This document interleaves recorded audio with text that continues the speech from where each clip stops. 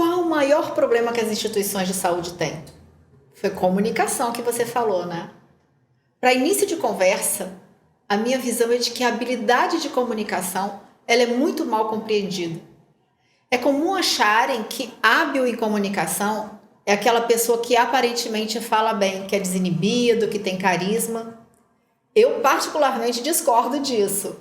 Comunicar bem exige uma estrutura mental do assunto que vai ser comunicado e dos objetivos que se espera alcançar. Dificilmente você vai conseguir se expressar de maneira adequada se você não tiver isso tudo muito claro. Então, o que é necessário definir? Qual que é o problema central? Quais são as possíveis soluções? O que você deseja comunicar? O que você espera que as pessoas façam após a sua comunicação? Quais são os desafios e aonde você quer chegar? Essa estrutura ela serve como base para você elaborar uma apresentação e criar uma narrativa. Ela também é conhecida como storytelling, tá? Esse formato ele é capaz de engajar as pessoas e fazer com que as pessoas briguem, lutem por uma causa, pelo seu projeto, conectar colaboradores, conectar interfaces. Ela é uma estrutura muito importante, que precisa ser previamente construída de maneira racional e sempre precisa ter alguns focos. Quem é o seu público? Qual o problema que você quer resolver? O que você espera dessas pessoas?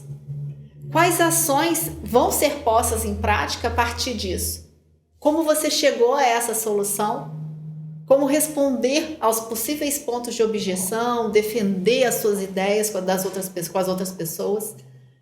E tem uma coisa que a gente precisa falar, que é a comunicação não violenta. Porque uma comunicação precária, ela contribui para relacionamentos disfuncionais, mal entendidos.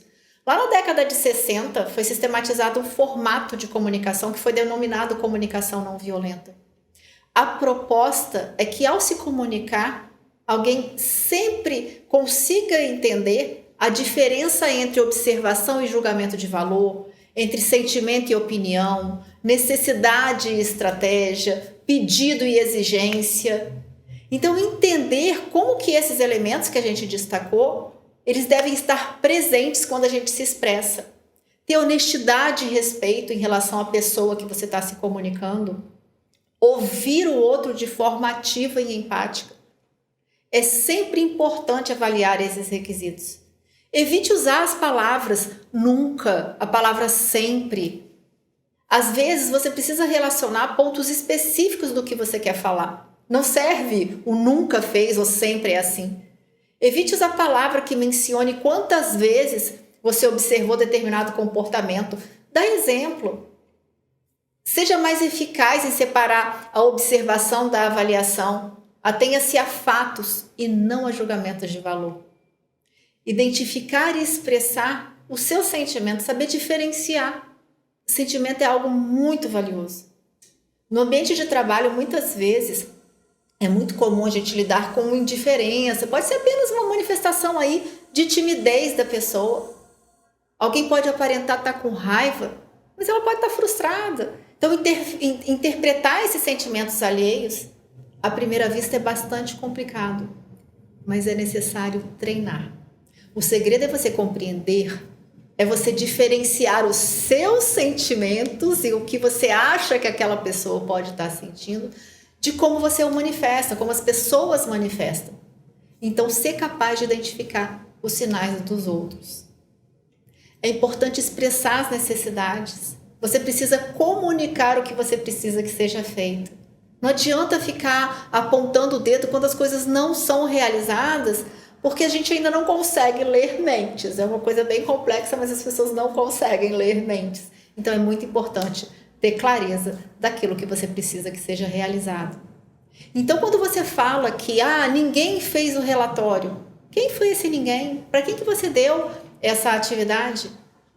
Então, pare de julgar que pessoas, todos são negligentes, são desinteressados. Muitas vezes é uma falha de comunicação. Como você poderia ter evitado isso?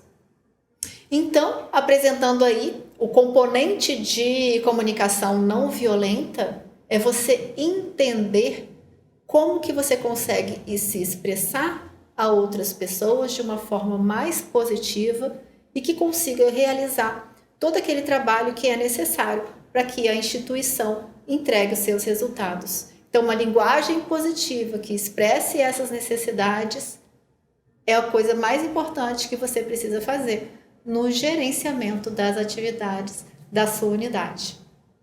Então, se você quiser dar um feedback sobre atrasos, não fala com uma pessoa que ela não pode continuar assim, que os atrasos daqui por diante não vão ser tolerados. Fala que essa pessoa precisa ser mais pontual. Talvez assim você vai conseguir trazer para ela o entendimento do que você está precisando. Vamos continuando na jornada do líder e vamos mudando o resultado juntos.